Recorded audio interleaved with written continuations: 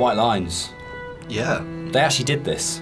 It was really cool. I found this historical document. They used to do this on Bora and the Hebrides. If their disease broke out, Really?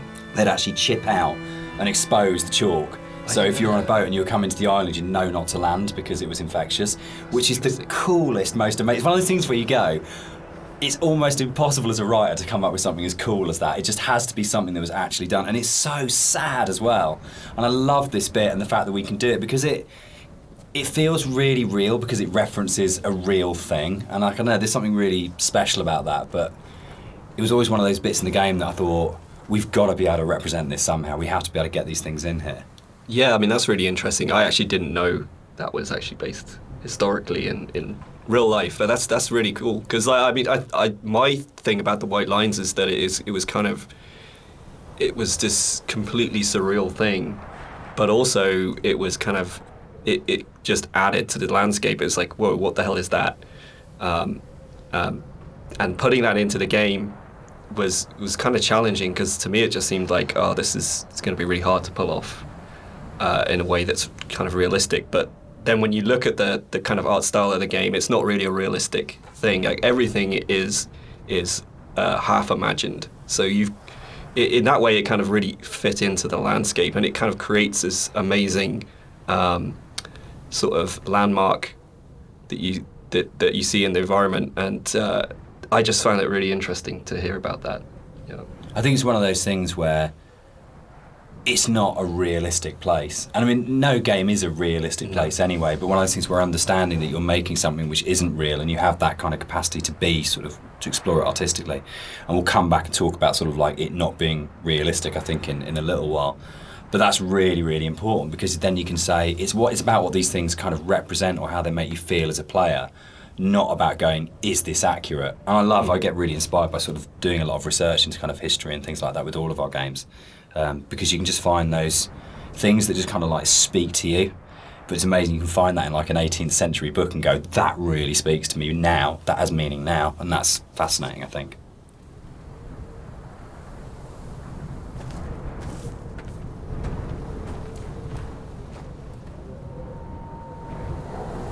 Something that I wanted to bring through in the art of the game was the same kind of fidelity that you find in both Jessica's music and Dan's writing, in the same kind of way that you have all of these little details, these very close attentions to detail that kind of really bring richness to the story. And something that was missing in the original mod version was just this lack of a visual layer of story. And something that I did throughout the art of the game is to add in all these little details here and there, little bits of story, little links to certain things that you may or may not hear or see, just a layer of richness in the world and give you some kind of reward for exploring. So keep your eye out as you look around.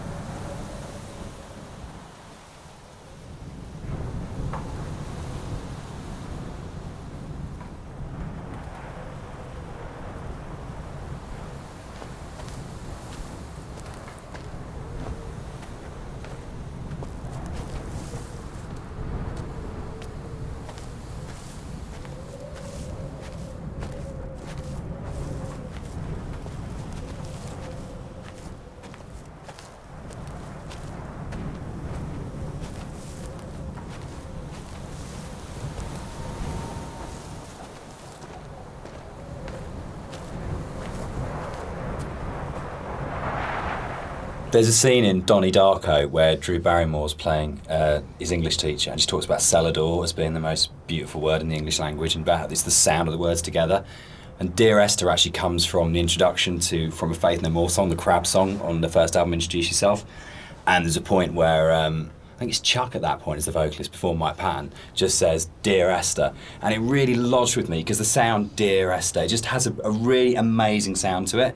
And I think when we started making it, and the idea of it being these series of letters to someone came through, it just came straight back out of going, that's just a really beautiful sounding combination of words.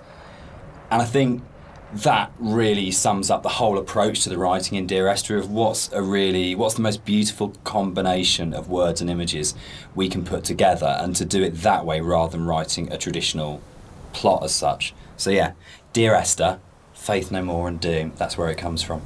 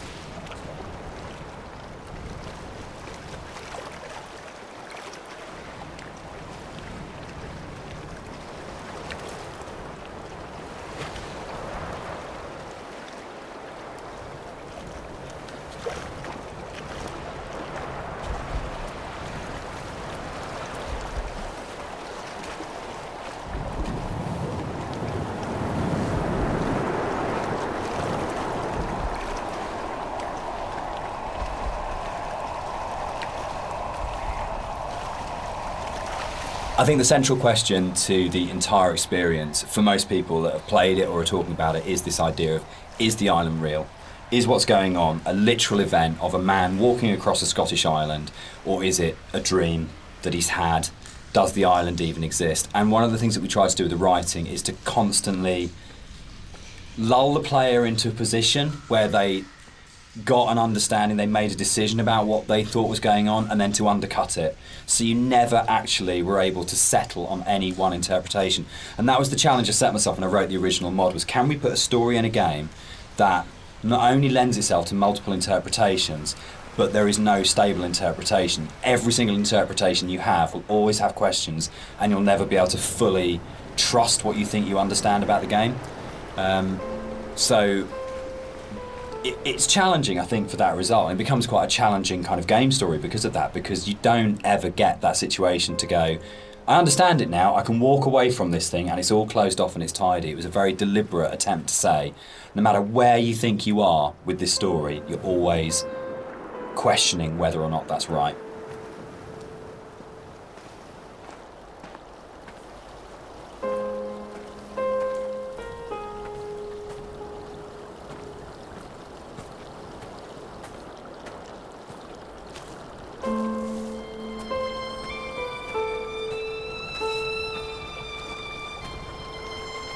One of the things that's been most commented on with the audio and the music in Dear Esther is how sparse it is.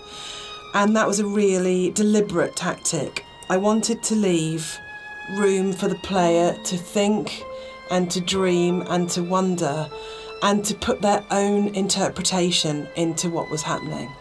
And I think the problem with so much modern media is how bombarded we are constantly. It's the kind of MTV, flash in your face, constant music.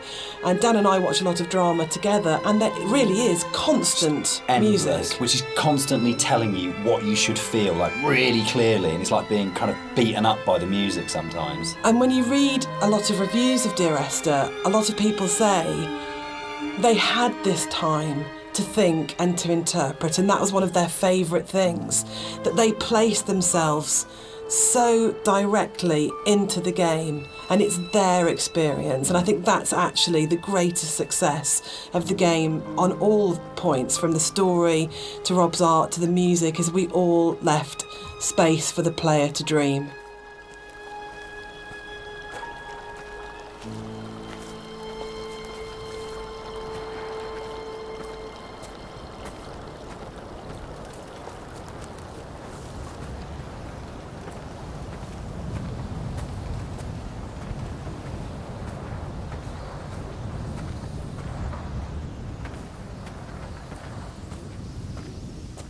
So there's a lot of places in the game where you see a lot of strange things, and this is very deliberate.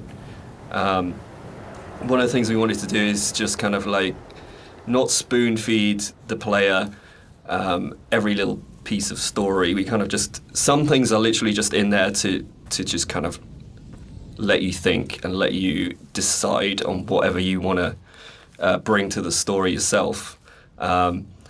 So it's kind of like I approached it like an impressionist painting where you've got like this kind of very vague outline of things, but if you stare at it enough, you can kind of like fill in the spaces, and kind of the image comes together on its own. So a lot of these kind of strange pieces of geography and stuff, that's really kind of deliberate in some ways, just to kind of keep the player's mind open and kind of bring their own interpretations of the story through that.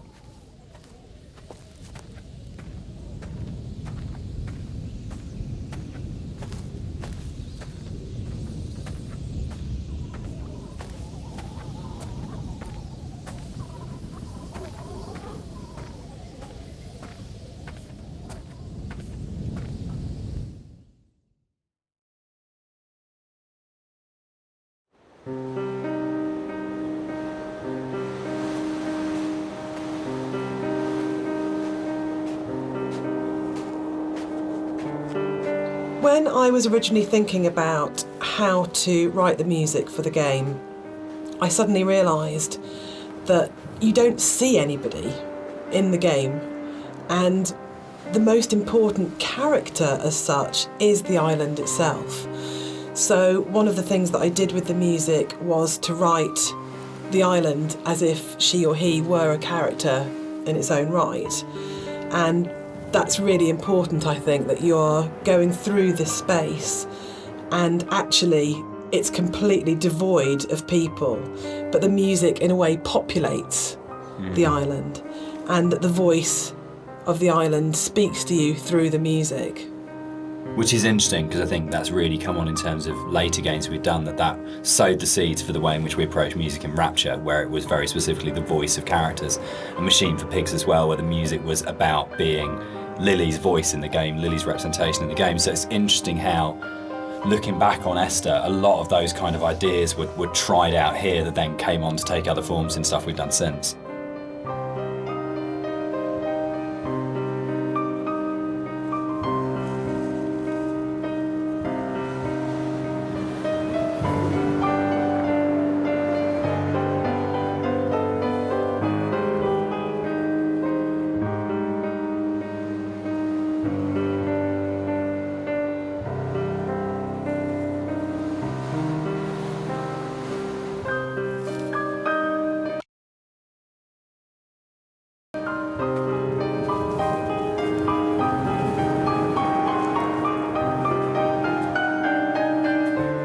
Let's talk about walking. Let's do it. We're gonna address the elephant in the room, the very, very slow-moving elephant in the room. So this might be a longer conversation because it kind of fits with that. So Esther was the first of the what are now called walking simulators, and it was really interesting that for us it didn't feel that weird to have a game that was slower than normal, where actually there was lots of time to just walk around and think and look at things. And it was amazing at the time how this was seen as completely revolutionary, and it's really interesting, and it's amazing to see how many other games have kind of like taken it on board. For me, it came from, I didn't see it as being odd to have a game where very little happened, where you thought about what you were doing. For me, it was kind of interesting that you could play some of the best moments in Doom are the bits where nothing's happening and you're just doing it, or System Shock, or those games that I absolutely love. Those quiet moments were the really powerful ones. But Esther is definitely slower than a lot of games, and I think that's actually why it's lasted. I think if we did have moments where we went, should it be faster, should we put a sprint button in, but I'm so pleased that we kind of held our nerve and went, no, just as like in real life, I don't run everywhere because that would be weird. It's okay to have a game where you don't run everywhere, and actually it is a bit weird to run everywhere, but if you're going to do that, then you've got to support it in other ways. And I think the music was a really powerful way of supporting that change of pace. What's really funny for me though, Dan, is that shamefully, I'd never played a game before I worked on Dear Esther. So I didn't realise that all games weren't like this, which is now looking back really naive. But I didn't realise that games didn't have, always have, this slow pace. And I thought there were lots of meditative games out there, and that actually wasn't really the case at the time. And that's exploded since. But in terms of the music, supporting that pace that you'd set emotionally felt really important. So if you listen to the music, actually the BPM is at a very slow walking speed, and it just almost, there's a lot of things now that say it's called entrainment, that it slows your heartbeat, or it can speed up your heartbeat when you listen to music. And actually I think what the Esther music does really successfully is it makes you almost accept, and more than accept, that speed. You actually start to feel that's the pace of your journey, and that I really like that about the music, actually. It makes you just comfortable with that pace too. I think it just eases you into it. You feel relaxed.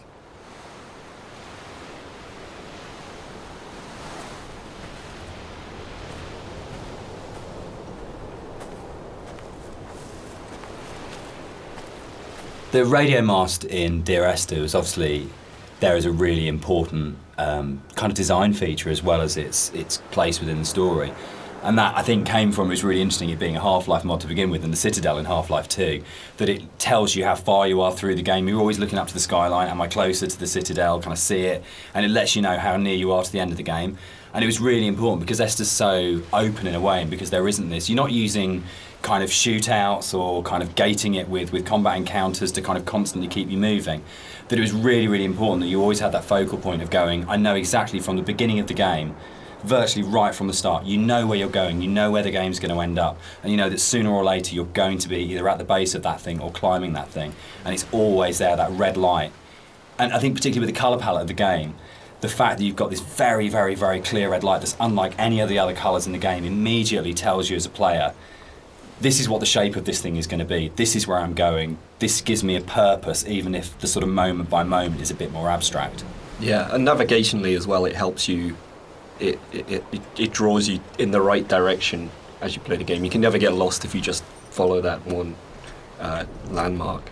Yeah, I think it's a really interesting place of where that sort of traditional game design is still, there's loads of it in Esther, it's just not necessarily done in quite the same way.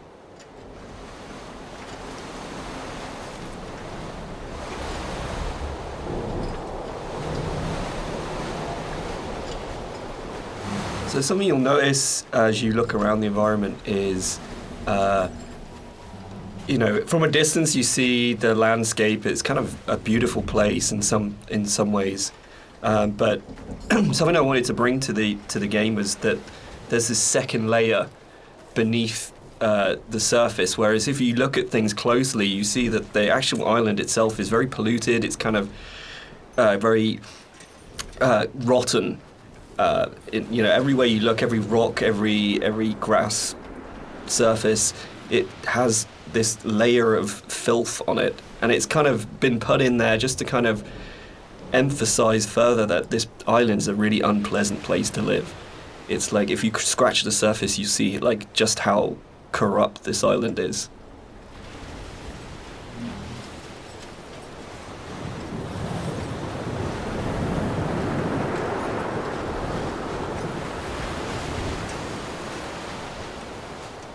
We cast and did all the voice direction for Esther ourselves for the mod, and it was basically Jess and I on a casting website just listening to people's show reels and finding what's the voice of this thing. And there was never any question about Nigel. I think we heard his show reel for the first time round. It's probably been listened to sort of 30 or 40 actors, and we started listening to his show reel and just both looked at each other and went, that's it, that's him.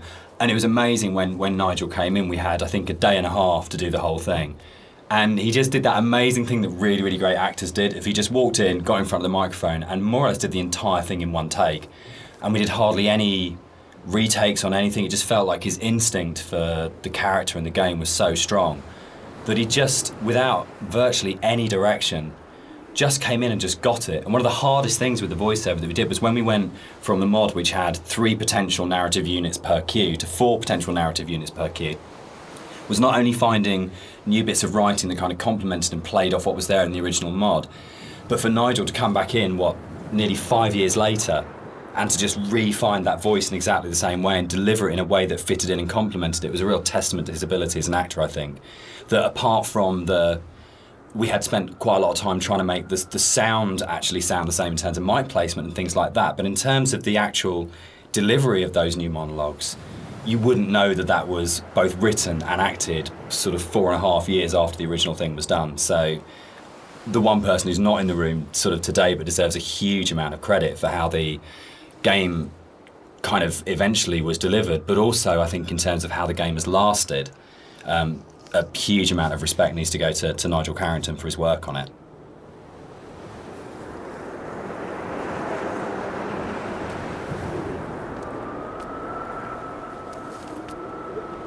So this hole in the ground was kind of a difficult thing in some ways. It's a bit of a challenging aspect of the game. Because,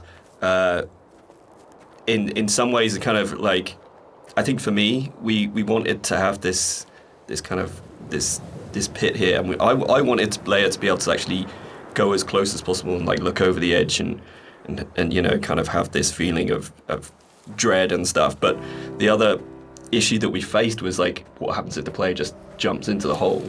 Like we have no real death in the game.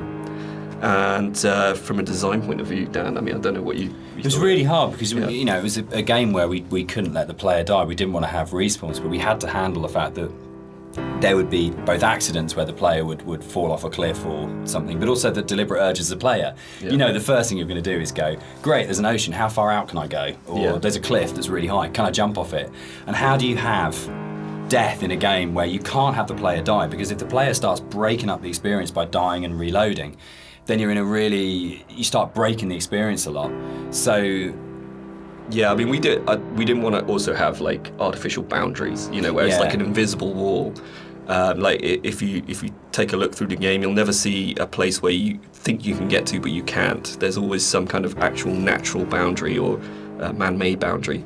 So yeah, that was the other thing. We didn't really want to create this invisible wall around this thing. So it kind of, the whole drove the way in which that sort of the very weird audio visual, probably one of the most dreamlike bits in the game, where if you do die and you get the kind of the heartbeat and the strange flashes of visuals. And I think in a lot of ways, if we hadn't had the hole there and we hadn't had a place where we go, right, players will jump in this hole, we have to start from that basis, they will throw themselves down this hole, it kind of gave us the impetus to really, really focus on it. And I think the stuff like the drowning deaths and the cliff deaths are strong because the hole was there, and I'm not sure if the hole hadn't been there, whether or not we'd have arrived at that way of handling it, which I'm really proud of. I think it's a really incredibly creative, interesting way of handling a player going out of bounds and of actually being able to reset the game when the player's basically done something you ideally wouldn't want them to do.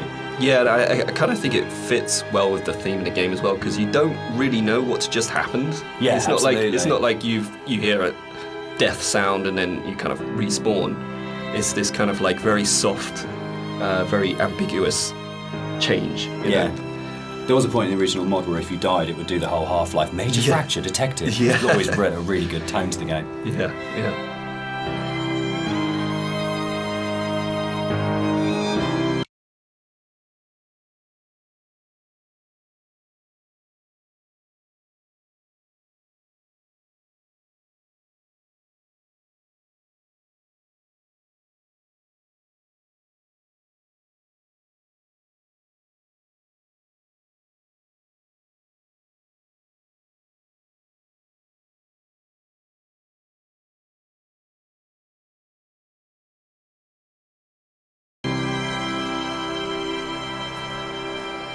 One of the really important jobs of a composer, I think, is to provide the player or the listener with different emotional tones and states.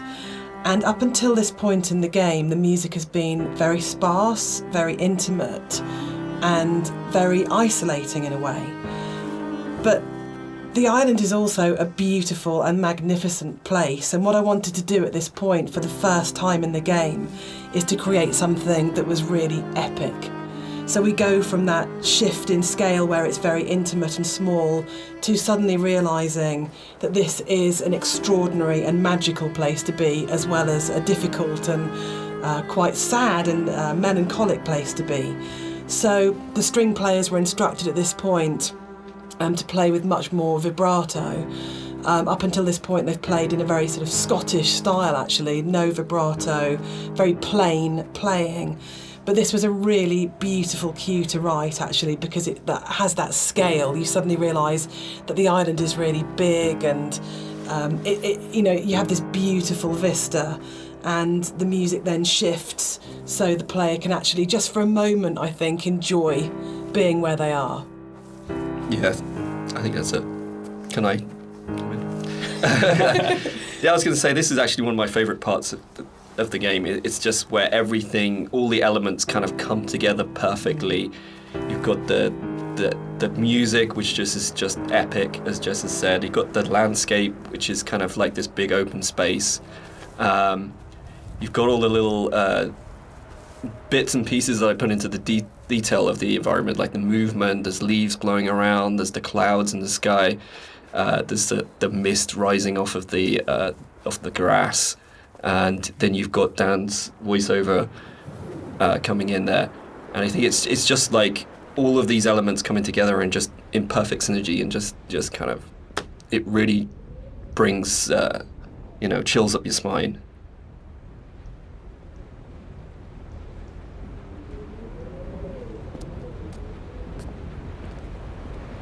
Inside the bothy, there is a randomised chance that you can find an ultrasound picture on the table, and I think it's the one instance of randomisation in the game that is like the pinnacle of it, because the idea that Esther was pregnant when she died changes everything emotionally about how you understand the story. And not to say that you don't care as much if you don't find it, but it just adds this other layer of just the ground falls away from him. The first time I saw it, and the meaning of the crash in Esther's death just means so much more when you go, it's not just about her, there was an unborn child here. And I think that's where the randomisation just hits its absolute peak, because it's one tiny detail that may or may not be there, but if it's there, it's going to fundamentally change the way you feel about the entire thing. And that's the strength that the randomisation elements in Esther kind of provide, that you go, you're likely kind of feeling about the story and your understanding about the story can be changed so absolutely by the occurrence or not of one tiny little prop detail. And that's something which, those moments I think are what make it really, really special. So it's for me, it's almost like the most important prop in the game, because when it happens, it's so profound.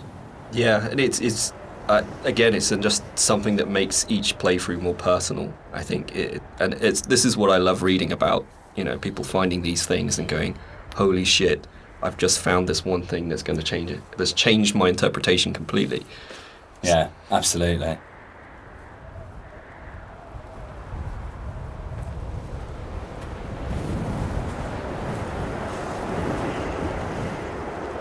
So as you leave the bothy and the seagull takes off, that's the one jump scare in the game, which is kind of interesting, because when we made it, we kind of had to, we kind of called it a ghost story, but there was no intention really. We kind of wanted this dreamy, hallucinatory type thing. But when it came out, people started coming back and saying, this game is absolutely terrifying. I was really, really frightened. And that was really amazing. And I think it's because nothing happens. We're so trained in games to go, there's stimulus all the time, that if nothing happens, you're waiting for something to happen. And kind of, I tend to go back to again and again the whole sequence in Dead Space 2 when you go back to the Ishimura, and it's like the best bit of Dead Space 2, because for what feels like hours, but it's probably only about 15 minutes, nothing happens and no necromorph comes at you, and it's absolutely terrifying because it's just this space and you're just left in it. So I think the kind of the bird here is really interesting because it can actually really, really make you jump. But I don't know if that was part of why people were saying that the game was really scary, but it was a real surprise when people started coming back and saying, this is a frightening game. And I don't know how much of that is to do with the ideas in the game are frightening when you think about them, and how much of it is to do with just the emptiness and the lack of kind of things in the game make it a really quite stressful or quite frightening place. But it was a real surprise, I think, that sort of reaction from a lot of players when we shipped it.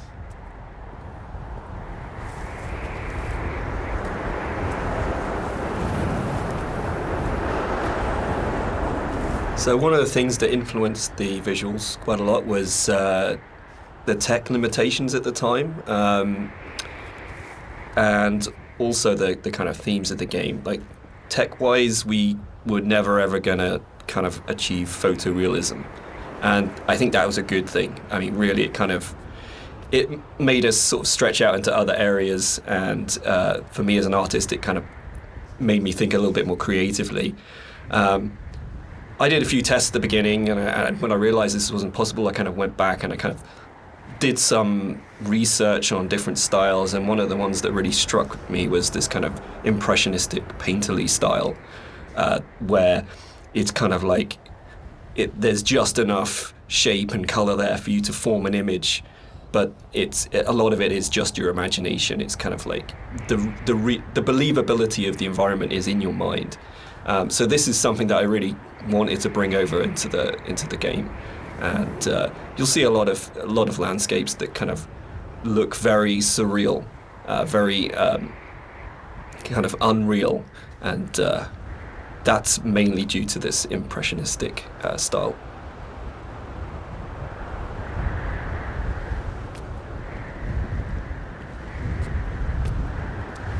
We should probably talk about some of the inspirations behind it.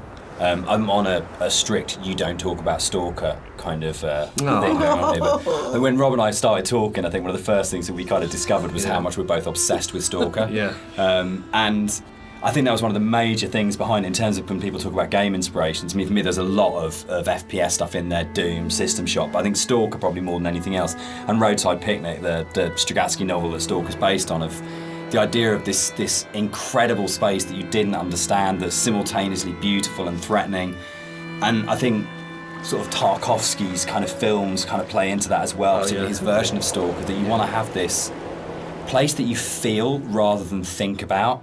And for me, that was like really kind of core to all of the inspirations for the game, was this is a space that is about feeling, not thinking. Yeah, I think the movies in particular, I think I hadn't watched the movies. I'd read the book and I played the game, but when I watched the movie, it kind of all made sense to me, like why I like the game so much and why I like the story.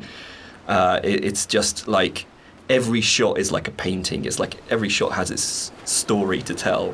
There's very little dialogue in the actual movie itself. There's just these long, lingering shots, and each shot is amazingly beautiful, and its kind of desolation. And for me, that was like a huge influence, like trying to bring some of that through into the environments. So that is definitely something I'm going to struggle not to talk about. But the game as well. I'd say the actual Stalker game has a big place in my heart. Like gaming-wise, it's one of the reasons I got into game art in the first place. Yeah. So that to me is a big part of it too.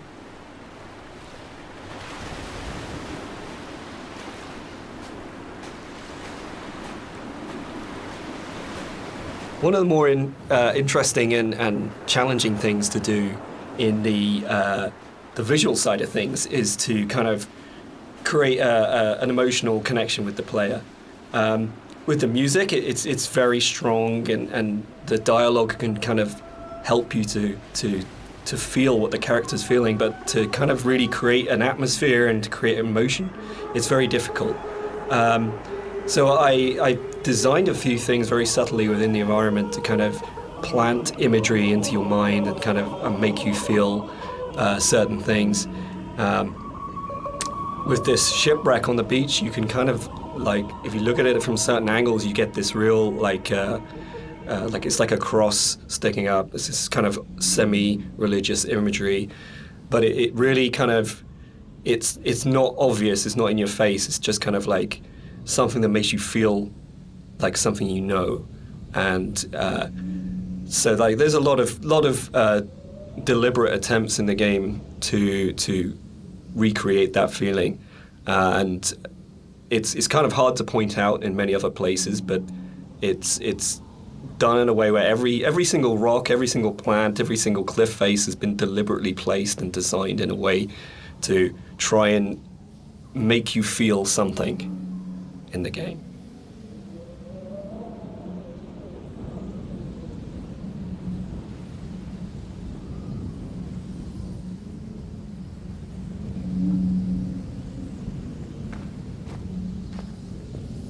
This is another of my favourite bits in the game, where you come along the edge of the sort of gully and you find hundreds of books, and it's one of the first times where most explicitly there's the suggestion that nothing you're seeing is real, because there's just no way that this can exist, and it's a really amazing, uncanny moment.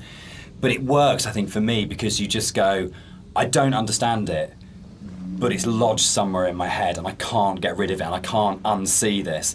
And I think for me, like in terms of my influences from books, I mean, there's the obvious sort of stuff like with Burroughs, Cut Up and things like that going on. But it comes to the kind of books that I really love, that, like Roadside Picnic, or the other one by the Strugatskys as well, I absolutely love, is The Ugly Swans, that's just full of these images that you go, I don't understand, I literally have no idea what's going on here, but I can't shake it, it's just got its hooks in me. And I think more recently you've got books like Jeff Vandermeer's Annihilation does this so well, where nothing is understandable, but you feel the logic, but you can't understand the logic, but you feel like the logic's there.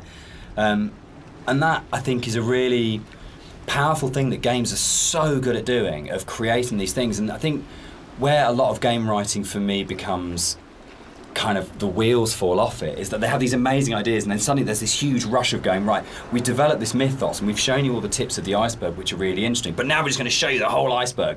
And actually that's never that satisfactory as a player, because it robs the mystery. And I think the best game writing is those kind of moments where you go, I feel like there's something just outside the edge of my vision or just on the edge of my hearing, but it's the confidence to go, that's it, that's all you get, and the rest of it is up to your imagination. And I think it does loop back to games like Stalker. I think Skyrim at its best does it so well, where you just have these moments where you think, I want to know, but it's going to be down to my imagination to draw those things. And the player's imagination is the most powerful thing you've got in your design kit. There is nothing you can put on screen, there is nothing you can do with audio, there's nothing you can do with dialogue that will ever be as powerful as the player's own imagination.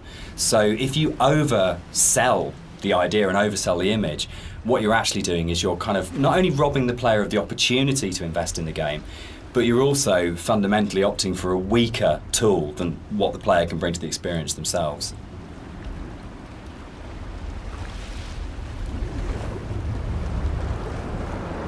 One of the really important images in the game is the radio mast, and the soundscapes that I wrote for the game are really tied into this idea. So it's the concept of the tortured sounds that they're so broken down, they're so manipulated, and it really is supposed to represent the inner state of the protagonist at this point. It's that fractured understanding. So it kind of works on two levels, actually. We have the narrator who's trying to understand the journey that he's on, and we also have the audience's journey and their struggle for comprehension to understand what's going on in the game. So this distortion, this breaking down, this fragmented, kind of tortured sound really ties into the idea of the radio mast and that idea of communication, actually, that the game is trying to communicate something to you, the narrator's trying to tell you something, but it's so difficult to understand what that is.